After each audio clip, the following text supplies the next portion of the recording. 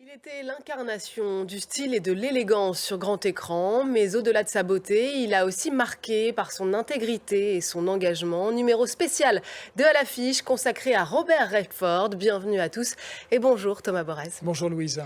L'acteur américain Robert Redford est donc mort à l'âge de 89 ans. Il laisse derrière lui 6 décennies de carrière. Voilà pour ces images qui montrent toute l'étendue de l'exceptionnelle carrière de Robert Redford. Thomas, la mort d'une telle légende a forcément suscité des réactions.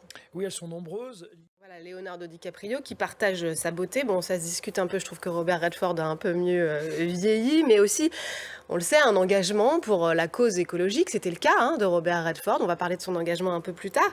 Est-ce qu'on pourrait voir dans un acteur comme Leonardo DiCaprio une sorte d'héritier? On aurait aimé. Alors Robert Redford a marqué par son talent, mais aussi par son engagement, et notamment en soutien au cinéma indépendant. Il voulait donner une voix aux jeunes cinéastes et créer un espace pour les histoires que les studios d'Hollywood ne veulent pas raconter. Et c'est dans cet objectif qu'au début des années 80, il crée le festival Sundance. On va tout de suite écouter Robert Redford. Alors Thomas, justement, quel est l'héritage d'un festival comme celui de Sundance? Qu'est-ce qu'il représente aujourd'hui? Il a de plus en plus sa place, hein.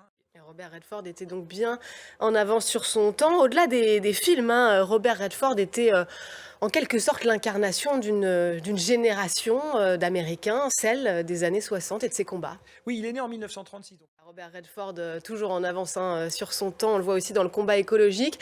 Robert Redford, on a beaucoup parlé de sa carrière d'acteur, mais il était aussi bien sûr réalisateur. Il avait réalisé 9 films et il avait reçu un Oscar pour son premier long métrage. C'était Des gens comme les autres, Thomas, sorti en 1980. Oui, c'est marrant, on disait que c'est en 1981 qu'il fonde le Sundance Institute. Et ça me donne envie d'aller voir ce quiz show parce que c'est un de ceux que je n'ai pas vu. Merci beaucoup Thomas pour ce retour sur l'exceptionnelle carrière de Robert Redford.